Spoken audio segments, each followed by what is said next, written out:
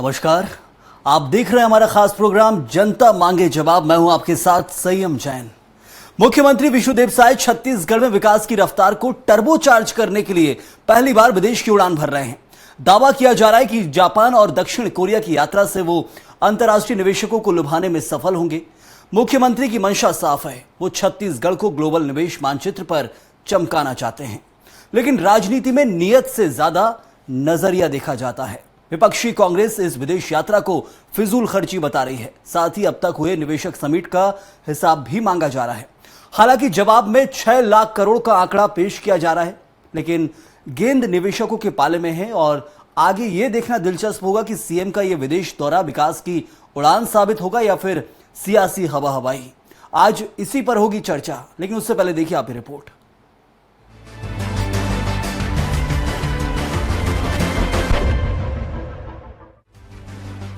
मुख्यमंत्री विष्णुदेव साय 21 अगस्त से 31 अगस्त तक जापान और दक्षिण कोरिया के दौरे पर रहेंगे।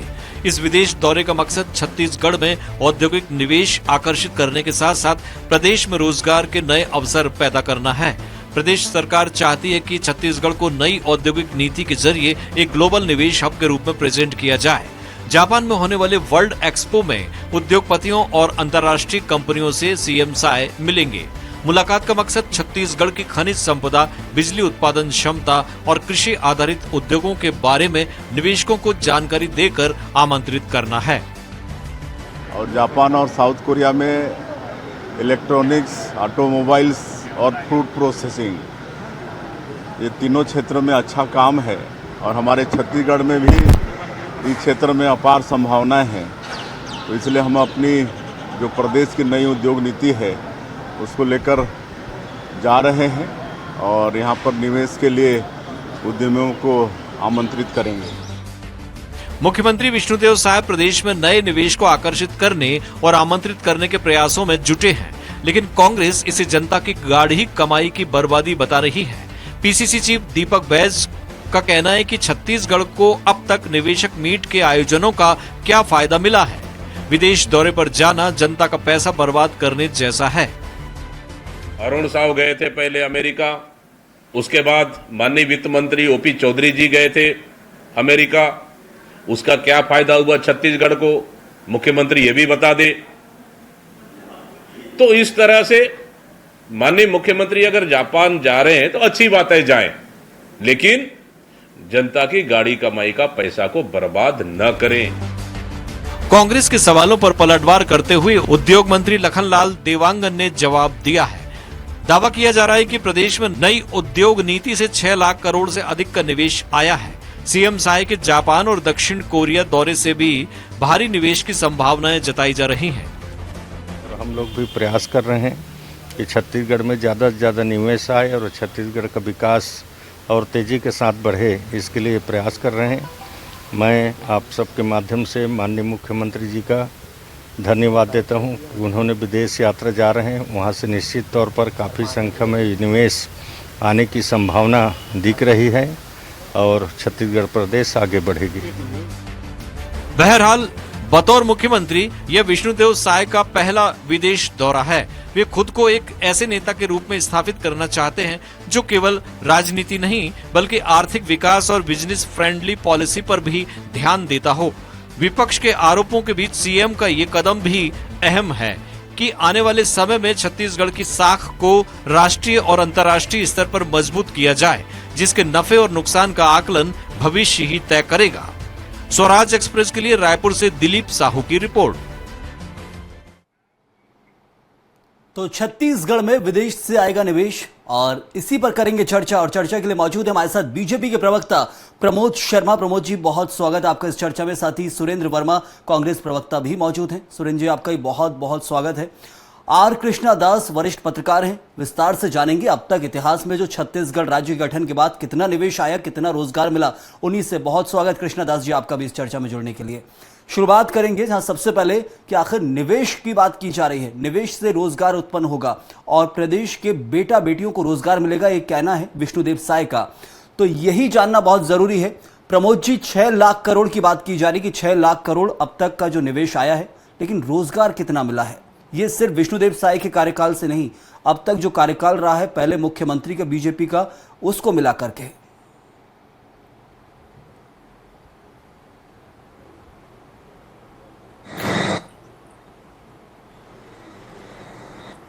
आवाज पहुंच रही है आप तक? आवाज नहीं आ रहा है? चलिए मैं सुरेंद्र जी से तब तक सवाल कर लेता हूं। हाँ आइए, अब आइए। प्रमोद जी, आवाज पहुंच रही है आप तक? हाँ आ गया। हाँ, सवाल मेरा यह था कि अब निवेश की बात की जा रही प्रदेश के अंदर, तो 6 लाख करोड़ की बात बीजेपी कर रही है, तो कितना 6 लाख करोड़ में से अब तक रोजगार मिला है लोगों को, और ये आगे कितने का दावा किया जा रहा है बीजेपी की तरफ से? निश्चित रूप से माननीय विष्णुदेव साय जी की जो ये यात्रा, विदेश की यात्रा है, और ये विकास की गति में रफ्तार देने का कार्य करेगा, और 6 लाख करोड़ नहीं उससे ज्यादा भी निवेशकों को लेके आएंगे हमारे माननीय मुख्यमंत्री जी।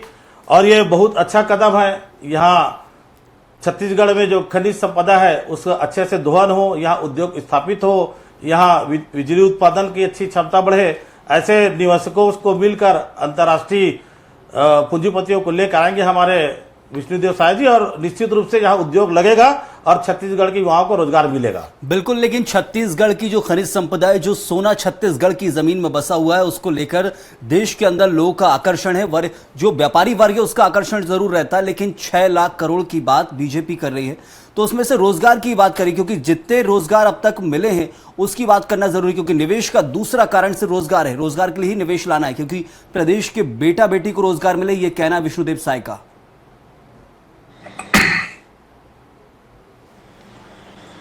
बिल्कुल बिल्कुल, अगर नई उद्योग लगेगी तो रोजगार निश्चित रूप से मिलेगा यहाँ वाले को। चलिए सुरेंद्र जी, और अभी हमारे सरकार को सिर्फ अभी 18 महीना बस हुआ है, और ये हमारा बहुत अच्छा पहल है मुख्यमंत्री जी का। 18 महीने के साथ मैं 15 साल के रमन सिंह के कार्यकाल को लेकर भी सवाल करूंगा। सुरेंद्र जी, आरोप लगाए जा रहे हैं कांग्रेस की तरफ से कि सैर सपाटा है, कांग्रेस के नेता बोल रहे हैं सैर सपाटा है, ये सिर्फ घूमने के लिए जा रहे हैं, दूसरे कांग्रेस के नेता ये बोलते हैं, तो कुछ तो विश्वास थोड़ा रखना भी चाहिए, क्योंकि अभी पहला ही दौरा है विष्णुदेव साय का। देखिए संयम जी, पीसीसी चीफ दीपक बैज जी ने जो सवाल पूछे हैं वो बेहद जायज हैं। आपको याद होगा पिछले साल 5 सितंबर 2024 को डिप्टी सीएम अरुण साव जी गए थे अमेरिका दौरे पे, और अभी हाल ही में पिछले हफ्ते लगभग 1 हफ्ता रह के आए प्रदेश के वित्त मंत्री ओपी चौधरी जी। तो सरकार में बैठे लोगों को ये बताना चाहिए कि इनकी विदेश यात्रा से क्या लाभ हुआ, और मुख्यमंत्री साय जी के विदेश यात्रा की कार्य योजना क्या है। भारतीय जनता पार्टी के नेताओं के कथनी और करनी में अंतर है। आपको याद होगा देश के प्रधानमंत्री जब 2014 में देश में प्रधानमंत्री बने तो हर साल 2 करोड़ रोजगार का वादा था, 11 साल में 22 करोड़ मिलना था, मिला तो किसी को नहीं, लोगों की लगी लगाई नौकरी छीन ली गई। जो छत्तीसगढ़ का माहौल है संयम जी, छत्तीसगढ़ कृषि प्रधान राज्य है, यहाँ प्रचुर मात्रा में वन संपदा है, 42% वनांचल है और 32% आदिवासी जनता है जो वनोपजों पर आधारित जीवन यापन करते हैं। बिल्कुल, और यहाँ बड़ी मात्रा में छत्तीसगढ़ खनिज तत्व है, नहीं जा सकता, कोयला है, बॉक्साइट है, आयरन बड़ा है, आंकड़ा रहा है, और उसी के कारण तो आकर्षित होते हैं लोग छत्तीसगढ़ को लेकर, क्योंकि यहाँ पर खनिज संपदा, मैंने खुद बोला कि सोना उगलती है छत्तीसगढ़ की जमीन। लेकिन विष्णुदेव साय का पहला दौरा है, थोड़ा इंतजार नहीं करना चाहिए? कांग्रेस को लग रहा है कि बयानबाजी जल्दी कर दी है। मेरा निवेदन है, सुन मैं अपनी बात पूरी कर लूं संयम जी। बोलिए बोलिए। ये उद्योगों के अनुकूल वातावरण देने में ये सरकार पिछले 1.25-2 साल में पूरी तरह नाकाम रही। जो छत्तीसगढ़ के पारंपरिक उद्योग है वो तक ये नहीं चला पा रहे हैं। जो 14 एथेनॉल प्लांट जो बने थे, क्या स्थिति है? जो सहकारी शक्कर कारखाने थे वो आज बेचने की कगार पे है, 1.5 साल से किसानों का भुगतान नहीं हुआ है। छत्तीसगढ़ जो है स्टील और सीमेंट के उत्पादन में अग्रणी राज्य है, लेकिन जो हमारे कॉम्पिटिटिव राज्य हैं उड़ीसा और झारखंड, हमारे यहाँ उनसे 1.5 गुना ज्यादा बिजली के दाम बढ़ा चुकी है सरकार 1.5 साल में। आज जो है रोलिंग मिल्स और स्पंज आयरन की कमर टूट गई है, बंद हो रहे हैं लगातार। जो मिलिंग की दरें घटाई गई, राइस मिलरों को जो मुनाफा था वो तक ये काट लिए। सैकड़ों की संख्या में पिछले 1.5 साल में ये तमाम राइस मिल बंद हुए हैं। तो भारतीय जनता पार्टी के फोकस में यहाँ का उद्योग व्यापार नहीं है। बिल्कुल सुरेंद्र जी, वाजिब आपका सवाल है। बिजली उत्पादन को लेकर भी छत्तीसगढ़ की जो राज्य है वो सबसे बड़ा है। मैं आपके पास लौटूंगा। आर कृष्णादास जी, एक जो सवाल यहाँ खड़ा हुआ है कि छत्तीसगढ़ बिजली उत्पादन में भी बड़ा राज्य रहा है, कोयले की बात की जाती है और वहीं पर बिजली के रेट के जो बात की जा रही है कि सबसे महंगे हो चुके हैं। इस बात को लेकर पुष्टि कीजिएगा, क्योंकि दूसरे राज्यों के कंपैरिजन में छत्तीसगढ़ की महंगी बिजली है क्या ओडिशा और इसके मुकाबले, जो बात की जा रही है सुरेंद्र जी की तरफ से? नहीं, बहुत ज्यादा ऐसा उद्योगपतियों की तरफ से तो ये कभी कोई प्रोटेस्ट आया नहीं है। और रही बात छत्तीसगढ़ जो पावर हब है, पावर हब देखिए प्रोडक्शन छत्तीसगढ़ में होता है, लेकिन आपको जो है बिजली का उत्पादन और बिजली का कमर्शियल यूज, इसमें दोनों में अंतर रहता है। अगर उद्योगपतियों का कोई ये रिजर्वेशन था बिजली की दरों को लेके, तो वो अभी तक छत्तीसगढ़ में स्पष्ट रूप से कभी उद्योगपतियों की तरफ से नहीं आया है। तो इसलिए हमको ये कहना बिल्कुल कि उद्योगपति सिर्फ बिजली की दरों को लेके नाराजगी है या उसके कारण उद्योग नहीं आ रहे, मुझे लगता है संयम जी ये कहीं से भी इसका कोई तर्क नहीं है। रही बात इन्वेस्टमेंट की, इन्वेस्टमेंट का देखिए केमिस्ट्री होता है। हम सर गूगल कर लीजिए, किसी की यात्रा जवाब देने दीजिए सुरेंद्र जी, फिर आऊंगा आपके पास। हम जॉय राइड बोलिए या आपको मनोरंजन करने गए हैं, जनता का पैसा बोलिए, वो किसी भी तरीके से उसको पॉलिटिकल एंगल आप दे सकते हैं, लेकिन इन्वेस्टमेंट एक केमिस्ट्री होता है। आप कोई आपके पास में एक छड़ी नहीं है कि आपने छड़ी दिखाई और उद्योगपति आके छत्तीसगढ़ में उद्योग लगा लेगा। इसका एक अपनी प्रक्रिया रहती है। आपको जाना पड़ेगा उद्योगपतियों के पास में, उनको बताना पड़ेगा कि छत्तीसगढ़ में ऐसे क्या उपलब्धता है, छत्तीसगढ़ में ऐसे क्या प्लस पॉइंट्स हैं जिसके कारण उद्योगपति छत्तीसगढ़ में आएगा। तो इसके लिए आपको उनके दरवाजे में जाना ही पड़ेगा। आप उसे फिजूल खर्ची मानिए, आप उसे मनोरंजन की यात्रा मानिए, जो भी आप उसको आंकड़ों को लेकर यदि मैं बात करूं कि विदेश से निवेश कितना आया है, यदि रमन सिंह के कार्यकाल की बात की जाए 2016-17 में 2 साल के अंदर 5 दौरे किए थे, सेम यही दौरा जापान, साउथ कोरिया, ऑस्ट्रेलिया, इसके अलावा अमेरिका और चाइना का दौरा किया था। बताया गया 6600 करोड़ का इन्वेस्टमेंट आया। उससे कितना रोजगार प्रदेश में अब तक आप देख रहे हैं और वो इन्वेस्टमेंट कितना स्थापित हो पाया? छत्तीसगढ़ में कोई भी कोर इंडस्ट्री अभी तक नहीं आई है, वो चाहे वो बीजेपी सरकार के आप विफलता मानिए या कांग्रेस की सरकार की विफलता मानिए, छत्तीसगढ़ में कोर इंडस्ट्री आई नहीं है। कोर इंडस्ट्री जब तक नहीं आएंगी तो रोजगार का जो बल्क में आपको रोजगार मिलने का रहता है वो कभी नहीं आएगा। कोर इंडस्ट्री का मतलब संयम जी ये होता है कि जो बड़े उद्योग रहते हैं, जो बड़े पावर प्लांट्स आने हैं, बड़े स्टील प्लांट्स आने हैं, जब तक आपके पास में बड़े स्टील प्लांट्स या बड़े उद्योग नहीं आएंगे जिसको हम कोर इंडस्ट्री बोलते हैं, आप रोजगार के लिए बहुत ज्यादा द्वार नहीं खोल पाएंगे। तो ये आपके लिए प्राथमिकता होनी चाहिए कि आपको कोर इंडस्ट्रीज को यहाँ पर लाना पड़ेगा। दुर्भाग्य रहा है कि जो भी पिछली सरकारें रही हैं वो कोर इंडस्ट्री को बहुत ज्यादा फोकस नहीं किए। कोई एसएमएस को प्रमोट करना चाहता था, कोई ग्राम उद्योग को प्रमोट करना चाहता है, तो उस तरीके का आप देखिए स्वरोजगार और उसके लिए आप उनके लिए एक प्लेटफॉर्म बना सकते हैं। लेकिन जब आप बल्क में एम्प्लॉयमेंट के बारे में सोचेंगे तो आपको कोर इंडस्ट्री पर फोकस करना पड़ेगा। जरूर।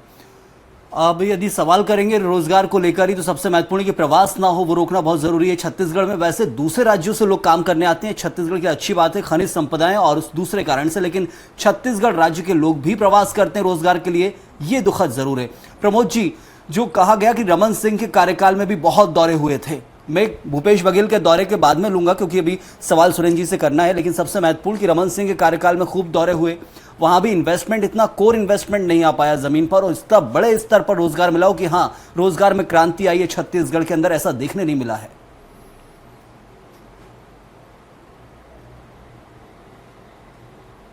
देखिए छत्तीसगढ़ जब बना,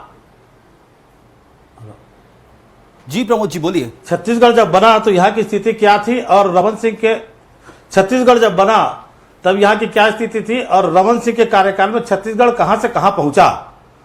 इस तेज गति से छत्तीसगढ़ का विकास हुआ, ये पूरी सब छत्तीसगढ़ की जनता जानती है।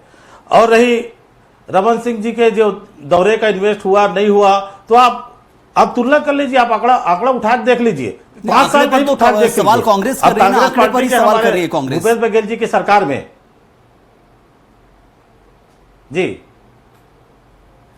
जी जी हेलो, हाँ जी बोलिए बोलिए, आवाज आ रही है बिल्कुल। हमारे निश्चित रूप से माननीय विष्णुदेव साय जी के जो दौरा का कार्यक्रम रहा है, वो कासा में उनका एक सम्मेलन भी है और इन्वेस्टमेंट के लिए हमारे उद्योगपति पूंजीपति आएंगे छत्तीसगढ़ में और उद्योग लगेगा।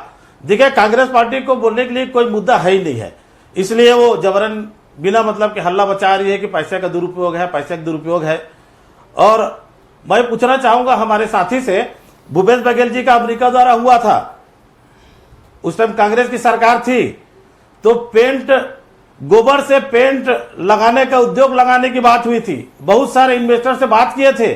छत्तीसगढ़ में ऐसा कहां पे पेंट का उद्योग लगा, छत्तीसगढ़ में ऐसा कौन सा एथेनॉल का प्लांट लगा, बहुत बड़ी बड़ी बात हुई थी। कहां एक उद्योग के नाम से एक ईंट भी नहीं रखा गया छत्तीसगढ़ में। लेकिन निश्चित रूप से विश्वास करिए, विष्णुदेव साय जी का ये दौरा है, ये अच्छे काम के लिए है। और इसमें मैं साथी से, हमारे सुरेंद्र भाई से ये भी कहना चाहूंगा कि अच्छे काम छत्तीसगढ़ के लिए होने जा रहा है। आप शुभकामनाएं दीजिए और छत्तीसगढ़ के युवाओं को इससे भला होगा और बहुत अच्छे अच्छे उद्योग लगेंगे और छत्तीसगढ़ का विकास होगा। सुरेंद्र जी, थोड़ा सा विश्वास रखना चाहिए। आपत्ति ले लेते हैं आप इतनी जल्दी। पहला अमेरिका दौरा भी भूपेश बघेल ने किया था और अमेरिका दौरे के बाद 10 दिन अमेरिका दौरे के बाद आपको याद होगा वियतनाम और इंडोनेशिया का दौरा था भूपेश बघेल का, लेकिन कैंसिल कर दिया गया। किस कारण से? क्योंकि दिल्ली में राहुल गांधी के साथ प्रदर्शन करना था और आरोप मढ़ दिया कि केंद्र सरकार जाने नहीं दे रही है। केंद्र सरकार क्या रोकती है प्रदेश के मुख्यमंत्री को जाने से? सुरेंद्र जी। संयम जी, केवल दावे करने से उद्योगों का विकास नहीं होगा। मैं पूरी जिम्मेदारी से आपके इस चैनल में कह रहा हूं, वरिष्ठ पत्रकार हैं आर कृष्णादास जी, मैं नहीं समझता क्या मजबूरी है, क्योंकि इस प्रदेश की में तमाम घटनाक्रम से बारीकी नजर रहती है उनकी। पिछले साल जुलाई से लेकर सितंबर तक स्पंज आयरनों ने, कंपनियों ने यहां पर प्रदर्शन किया। ये जो दर है आप गूगल कर लीजिएगा। जो मध्य प्रदेश में औद्योगिक बिजली की दर है वो 6 रुपये 21 पैसा, जो झारखंड में है वो 4 रुपये 91 पैसा, जो हमारे कॉम्पिटिटिव राज्य हैं स्पंज आयरन में उड़ीसा, वहां 4 रुपये 75 पैसा। और हमारे यहाँ स्थानीय उद्योगपतियों को 7 रुपया 62 पैसे के महंगे दाम में बिजली दी जा रही है। ये इनका दावा है उद्योग के बिजली, पानी, सड़क, सुरक्षा, रोजगार, बहुत सारे मुद्दे हैं सुरेंद्र जी, लगातार देख रहे हैं छत्तीसगढ़ के अंदर प्रदर्शन कर रही है जनता। रोजगार तो ये छीनने वाले लोग हैं। जैन साहब, विदेश से निवेश का मुद्दा है, आप मुद्दा भटका रहे हैं। प्रदर्शन लगातार चल रहा है, वो तस्वीरें हम लगातार दिखाते हैं। मुद्दा ये विदेश से निवेश का। भूपेश बघेल भी रोजगार के लिए गए थे विदेश, उसके बाद कितना रोजगार आया वो मेरा सवाल है। संयम जी, जी बोलिए। संयम जी, सबसे न्यूनतम बेरोजगारी दर यदि कभी रही तो कांग्रेस की सरकार में रही, 0.3%, पूरे देश में सबसे कम। और मोदी जी का रिकॉर्ड है पिछले 45 साल में सबसे ज्यादा बेरोजगारी दर का। यह अंतर था कांग्रेस की सरकार और भाजपा की सरकारों में। आज देखिए तमाम कर्मचारी संगठन आंदोलित हैं, किसान खाद के लिए तरस रहे हैं, युवा रोजगार के लिए प्रदर्शन कर रहे हैं, लेकिन ये अपनी सरकार की नाकामी से जनता का ध्यान भटकाने के लिए केवल राजनीतिक पर्यटन कर रहे हैं। क्या योजना है बताएं? मेरा तो सवाल है, आप विद्वान पत्रकार हैं, यदि बिजली हमारे पड़ोसी राज्यों से उड़ीसा और झारखंड जो औद्योगिक रूप से हमारे कॉम्पिटिटर हैं वहां से 1.5 गुना ज्यादा दाम में मिलेगा तो यहां उद्योग कौन लगाएगा? मतलब जमीन हमारी, पानी हमारा, कोयला हमारा और हमारे ही स्थानीय उद्योगपतियों को ज्यादा दाम पर बिजली। तो ये सरकार केवल अडानी के मुनाफे के लिए चल रही है। नंदराज पर्वत समझे सौंपे एनएमडीसी का जो सार्वजनिक उपक्रम है, आप दीपम की साइट खोल के देख लीजिए, बेचने की तैयारी है। जिस तरह बाल्को बेचे थे औने पौने दाम पर, जो कोल इंडिया लिमिटेड और एसीसीएल की खदानें हैं वहां अडानी को कमर्शियल माइनिंग की अनुमति दी गई है। एमओयू बहुत सारे हो जाते हैं प्रदेश के अंदर, अलग अलग जो मुख्यमंत्री जाते हैं विदेश दौरे पर बहुत सारे एमओयू करके आते हैं। क्या सारे एमओयू जमीनी स्तर पर उतरते हैं? जरूर सुरेंद्र जी लौटूंगा। कृष्णदास जी सवाल है, बहुत सारे एमओयू करते हैं मुख्यमंत्री, रमन सिंह के कार्यकाल में, भूपेश बघेल के कार्यकाल में हो, एमओयू बहुत सारे होते हैं। क्या हर एमओयू की जो इंडस्ट्री वो स्थापित हो जाती है और उससे रोजगार मिलने लगता है? क्योंकि जो मध्य प्रदेश में भी मेरा ये सवाल रहा है हमेशा कि रोजगार के लिए ही हमेशा बड़े बड़े इन्वेस्टमेंट किए गए, लेकिन सामने एक आंकड़ा रहता था कि हम इतना रोजगार इस इंडस्ट्री से लेकर आ रहे हैं। सवाल का जवाब साफ होना चाहिए। कृष्णदास जी देखिए, मैंने संयम जी पहले ही उस चीज के बारे में जिक्र किया था कि इन्वेस्टमेंट की अपनी केमिस्ट्री होती है। इन्वेस्टमेंट का जो भी इन्वेस्टर है वो पहले अपनी वायबिलिटीज देखता है, वो बिजनेसमैन है, उसका बिजनेस सबसे ऊपर रहता है, उसकी कोई भावनाएं नहीं रहती किसी के साथ में। उसको छत्तीसगढ़ में उद्योग लगाना उसकी भावनाओं से नहीं जुड़ा हुआ है, उसके बिजनेस से जुड़ा हुआ है। इस चीज को हमको स्पष्ट रूप से समझना चाहिए। अगर उसको लाभ नहीं हो रहा है तो वो कभी भी छत्तीसगढ़ में इन्वेस्ट नहीं करेगा। तो आपकी वायबिलिटी, जैसे सुरेंद्र भैया ने कहा कि ठीक है बिजली की दर अगर महंगी है छत्तीसगढ़ में तो नहीं आ रहे हैं उद्योगपति। तो ये चीजें जो है ना, ये वायबिलिटीज का प्रश्न है कि वायबिलिटीज जो है उनकी जो मैं उस चीज को स्वीकार कर रहा हूँ सुरेंद्र भैया कि मैं वो बोल रहा हूँ अगर यहाँ पर बिजली दर महंगी है तो उद्योग स्वाभाविक है कि आपको बंद करके जाएंगे या आगे नहीं आएंगे। तो ये चीजें जो है उद्योगपति जो है अपनी पूरी एक वो जो फिजिबिलिटी रिपोर्ट उनकी बनती है उस फिजिबिलिटी रिपोर्ट के आधार पे ही वो इन्वेस्टमेंट लेके आएंगे। तो लेकिन हमारा ये प्रयास है, देखिए हम कभी इस चीज को नकार नहीं सकते कि हम क्यों जा रहे हैं, क्योंकि अगर आप जाओगे नहीं तो उद्योगपति आएंगे कैसे। मैंने पहले ही बोला कि कोई छड़ी नहीं है कि आप उनको दिखाओगे और उद्योगपति छत्तीसगढ़ में आ जाएगा, आपको जाना पड़ेगा उनके पास। बिल्कुल कृष्णदास जी, लेकिन जो इतिहास है वो गवाही नहीं देता है। इतिहास सवाल खड़ा करता है कि अब तक जो 25 साल हो चुके हैं छत्तीसगढ़ को बने हुए, उसके बाद रोजगार जितना होना चाहिए था छत्तीसगढ़ के अंदर, अलग अलग विदेश से निवेश पर, देश के अंदर का इन्वेस्टमेंट तो देखने मिलता है, विदेश से निवेश पर कितना आपको प्रदेश के अंदर आप देख पा रहे हैं कि हाँ। देखिए मैंने संयम जी वही बताया ना, देखिए कोर इंडस्ट्री छत्तीसगढ़ में आई नहीं कहीं पर भी। हमारे पास में स्टील के लिए पर्याप्त रॉ मटेरियल है, कोल हमारे पास में अबेंडेंट है, कोल को लेके हम आंदोलन कर रहे हैं, कोल का उपयोग नहीं होना चाहिए। नहीं आने के पीछे का कारण कृष्णदास जी, नहीं आने के पीछे कारण क्या, कमी कहाँ रह गई है? क्योंकि दौरे में कहीं कमी नहीं रहती है, नहीं आने के पीछे कारण भी जानना बहुत जरूरी है। एक बड़ा मुद्दा जो बाहर के उद्योगपतियों के साथ में था कि छत्तीसगढ़ में जो नक्सलवाद था उसको लेके एक बहुत बड़ी फीलिंग थी लोगों में। उद्योगपतियों को लगता था कि रायपुर में उतरते ही नक्सली एयरपोर्ट के बाहर में खड़े होते हैं। तो इंटरनेशनल लेवल पे या आप जो फॉरेन डायरेक्ट इन्वेस्टमेंट के बारे में सोचेंगे या फॉरेन इन्वेस्टमेंट के बारे में सोचेंगे तो उनके बारे में छत्तीसगढ़ की जो एक लॉ एंड ऑर्डर का इशू था माओवाद को लेके, उसको लेके एक बड़ा इशू था। अब चूंकि एक डेडलाइन तय कर दी गई है नक्सलवाद खत्म करने का, तो मुझे लगता है कि अब जो है स्वाभाविक है कि औद्योगिकरण को एक नया दिशा मिलेगा और मुझे लगता है कि एक इंडस्ट्रियलाइजेशन को एक नई गति बिल्कुल, मुझे मेरा जवाब मिल गया कृष्णदास जी, जो जवाब चाहिए था मुझे नहीं आने के पीछे कारण, और हो सकता है सुरेंद्र जी को ही मिल गया हो, कांग्रेस को मिल गया हो, कि नक्सलवाद एक बड़ा कारण था। छत्तीसगढ़ ना सिर्फ नेशनल बल्कि इंटरनेशनल लेवल पर छत्तीसगढ़ का नाम के बाद आता था नक्सलिज्म, नक्सलवाद। इस कारण से व्यापारी पहले ही पीछे पैर कर लेता था। क्या ये कारण मानती है कांग्रेस? और अब उसकी डेडलाइन बीजेपी की सरकार ने तय की है, केंद्रीय गृह मंत्री हो, प्रदेश की सरकार हो, मार्च 2026। तो कांग्रेस की कमी रही थी क्या 60 साल के अंदर कि नक्सलवाद को खत्म करने में? जब से वो चालू हुआ था, ना सिर्फ 60 साल बल्कि आजादी के कई वर्षों के बाद ही आया था, लेकिन एकदम से इतना उभरा कि कहीं कांग्रेस कमी रह गई थी? सुरेंद्र जी। संयम जी, ये भारतीय जनता पार्टी के द्वारा फैलाया जाने वाला प्रोपोगेंडा है। मैंने ये कहा कि इस सरकार के पिछले 20 महीने के कार्यकाल में ऐसी कौन सी पॉलिसी आई है जिससे उद्योग आकर्षित हो। नक्सलवाद तो देखिए जिस प्रकार से हवा बनाया गया है, हवा नहीं है सुरेंद्र जी, आप कैसे ज्यादातर मैदानी क्षेत्रों में लगते हैं। कलंक था प्रदेश के अंदर नक्सलवाद का, प्रदेश के अंदर जैन साहब बोलने दीजिए, आप सवाल पूछते हैं जवाब तो लीजिए। आपको ज्यादा पीड़ा होती है भारतीय जनता पार्टी से, आप एजेंडा लेके बैठते हैं क्या? आप सवाल पूछते हैं जवाब नहीं लेते, ऐसा बात नहीं होगी। जवाब यदि गलत होगा तो सवाल करना पड़ेगा मेरे को। जवाब तो लीजिए। आप नहीं बताएंगे सवाल कब करना है? जवाब तो लीजिए।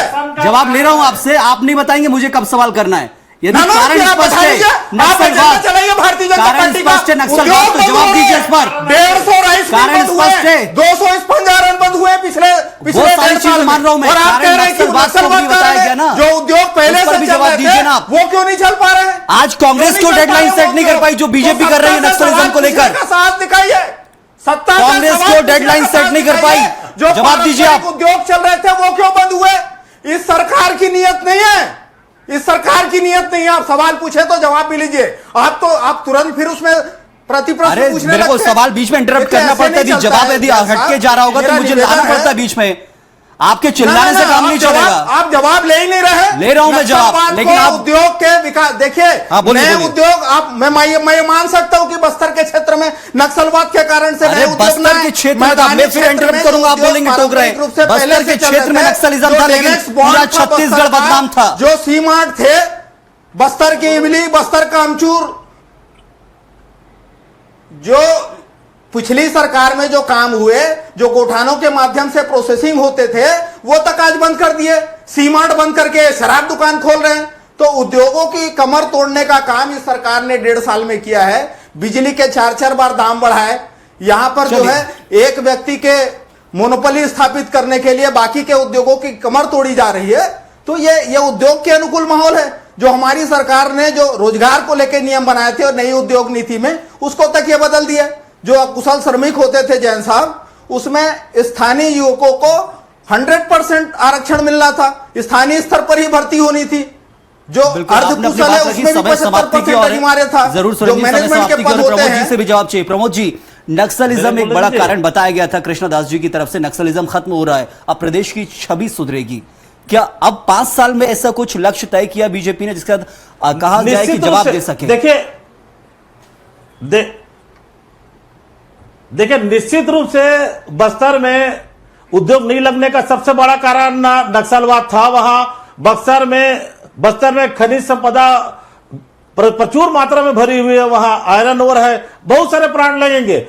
बस्तर में नक्सलवाद का खत्म होना कांग्रेस पार्टी को बिल्कुल अडानी को दिए नमराज पर्वत, अडानी को दिए, अब एनएमडीसी का नगरनार प्लांट बेच रहे हैं। विकास काम 40,000 करोड़ का प्लांट नगरनार का, स्टील प्लांट के अडानी के मुनाफे के लिए लुटा रहा है। इस वक्त भारतीय जनता कहूंगा पार्टी कि अब इंतजार करना होगा आने वाले वक्त का कि है। निवेश कितना आता है। बस्तर के आपके तमाम ऊपर जरूर बात संसाधन होती होगी, है। जो मुद्दे रहे उनको भी विकास नकार नहीं काम सकते। को बर्दाश्त तो बहुत कर ही नहीं शुक्रिया अदा सकते। करूंगा प्रमोद जी, सुरेंद्र जी, साथ ही कृष्णदास जी हमारे साथ जुड़े। आप तीनों का बहुत बहुत धन्यवाद। बहुत अच्छी ये सार्थक चर्चा हुई, लेकिन सबसे बड़ी चीज छत्तीसगढ़ के अंदर नक्सलिज्म का एक बड़ा मुद्दा था, वो अब समाप्ति की ओर है। डेडलाइन सेट की, यदि डेडलाइन तक काम नहीं हुआ तो सवाल उनसे भी पूछा जाएगा जो डेडलाइन के भरोसे प्रदेश में और देश में सरकार चला रहे हैं। लेकिन सबसे बड़ी चीज की व्यापार आना बहुत जरूरी है। निवेश आएगा तो उसके बाद रोजगार मिलेगा। प्रदेश के बेटा बेटियों को यह कहना है मुख्यमंत्री विष्णुदेव साय का, लेकिन कितनी साकार होगी ये बात इंतजार करना होगा। इस वक्त के लिए फिलहाल इतना ही। आप बने रहिए स्वराज एक्सप्रेस के साथ।